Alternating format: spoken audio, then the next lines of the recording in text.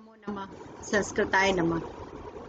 संस्कृत सुधा के अंतर्गत online class की श्रृंखला 8 में आप सभी का पुनः स्वागत है। इससे पूर्व की श्रृंखलाओं में हमने किरातार्जुनीयम के प्रथम सर के 1 से लेकर 35 तक के श्लोकों का अध्ययन कर लिया है। तो आज 36वें श्लोक से प्रारंभ करते हैं।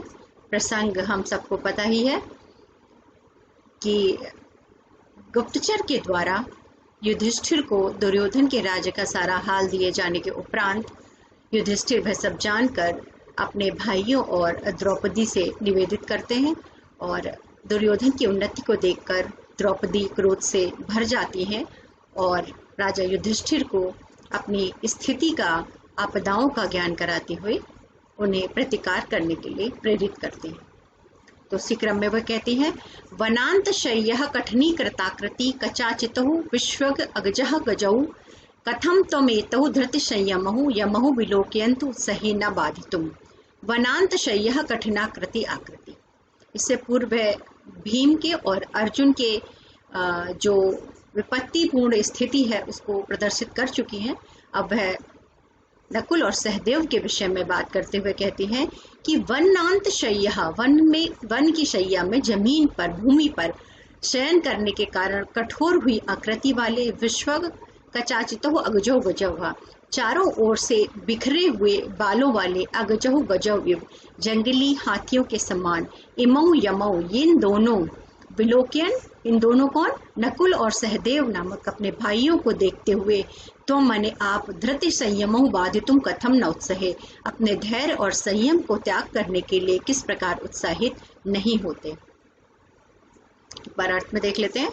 वनांत शय्या कठिनी कृताकृति, वन भूमि रूपी शैया पर शयन करने के कारण कठोर आकृति वाले विश्व चारों ओर से कचाचितहु बालों से व्याप्त अगजहु माने पर्वतीय गजहु एवं हाथियों के समान इन दोनों भाइयों को यानी नकुल और सहदेव को देखते हुए आप अपने धृति संयमहु, धैर्य और संयम को बाधितुम, त्याग करने के लिए किस प्रकार उत्साहित नहीं हो रहे।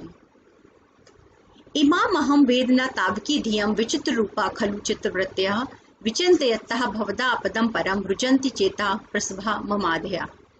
आगे वो कहते हैं कि अयम तावकी इमाम धिया नवेदी, मैं आपकी इस प्रकार की बुद्धि को नहीं समझ पा रही हूँ।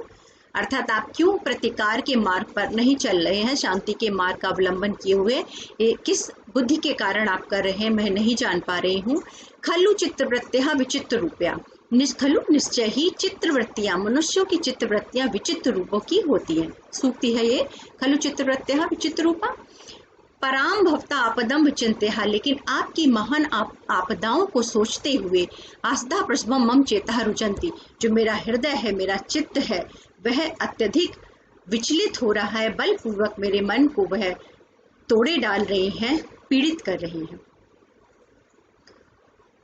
अहम मने मैं, तावकी आपकी इस बुद्धि को नहीं समझ पा रही हूँ, आपके इस व्यवहार को नहीं समझ पा रही हूँ।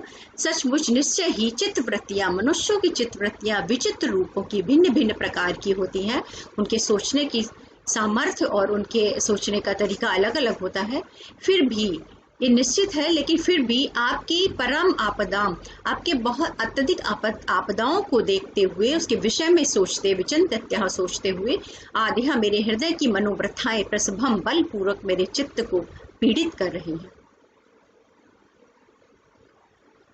आगे, पुराण रूढ़ शयनम महाधनम विबोधस्य यह स्तुत गीत मंगलहि अभद्र भद्राश अधिशय्या सह स्थली जहासी निंद्राम अशिवहि शिवारुते।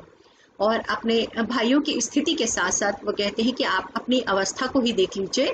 पुरा यह महाधनम शयनम, पहले जब आप राजा थे उस समय आप महाधनम शयनम, बहुमूल्य शयनम अधरूणम, बहुमूल्य शयन पर स्थित होकर स्तुत गीत मंगली विबोधस्यते, स्तुति गीत मंगलों के द्वारा जगाए जाते थे।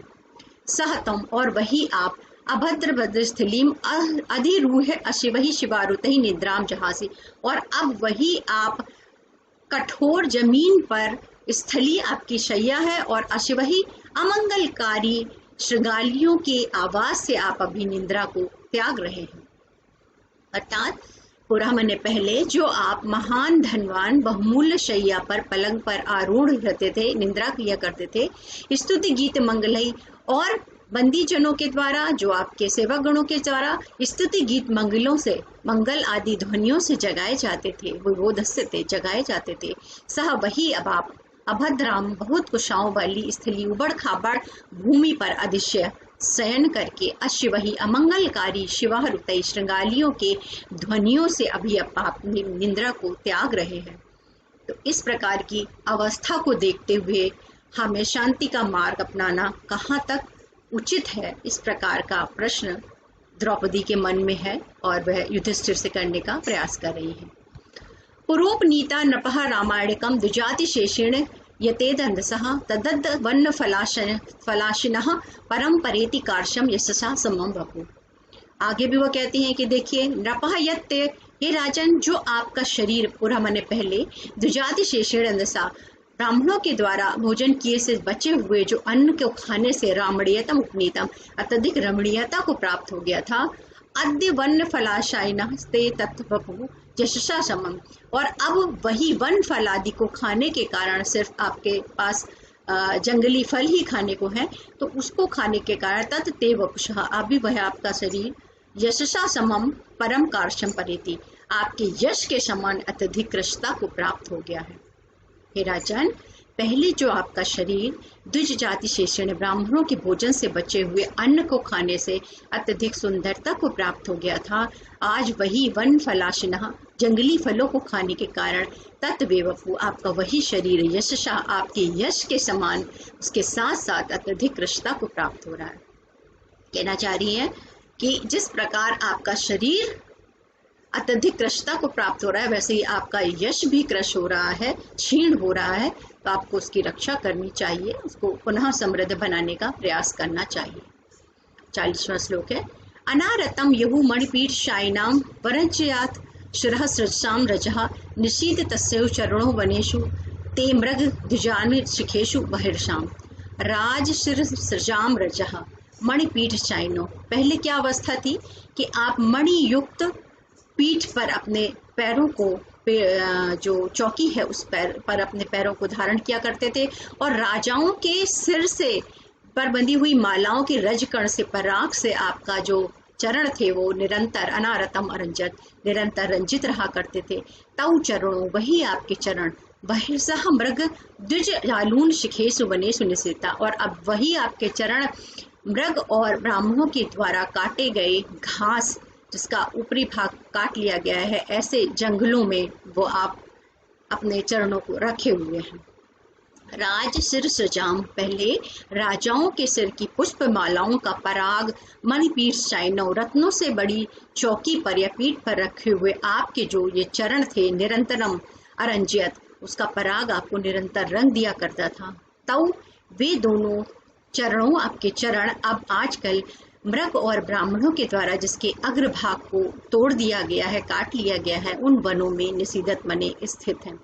तो कहाँ तो आपके मणियों की पात पीठिका पर हुआ करते थे चरण, और राजाओं के मालाओं के पराग से स्थित हुआ करते थे, और अब वही जिन्हें घास खाने के, जो उन घासों को जिन्हें हिरण खा लेते हैं या ब्राह्मण जन, उन कुशाओं के अग्रभाग को अपने तपस्या अधिकारियों के लिए ले जाते हैं, अब ऐसे कुतरे हुए घास के जंगलों में आपके वही चरण स्थित हैं। तो इस प्रकार वह पहले भीम की दुर्दशा, अर्जुन की दुर्दशा, फिर नकुल और सहदेव की दुर्दशा के बारे में प्रदर्शित करते हुए अंत में राजा युधिष्ठिर की अवस्था को बताते हुए कहते हैं कि राजाओं के रूप में जो आपका महान गौरवशाली जो समृद्धि थी, वो आज जंगलों में इस प्रकार आपदा की स्थिति में हम सब यहाँ पर हैं, और ऐसे करते हुए भी आपका जो हृदय है वो प्रतिकार लेने के लिए क्यों नहीं उद्यत होता, यह अवस्था मैं नहीं समझ पा रही हूँ। तो आज की इस श्रृंखला में इतना ही। आगे के अगली क्लास में हम 41वें से लेकर के आगे के श्लोकों का अध्ययन करेंगे। धन्यवाद।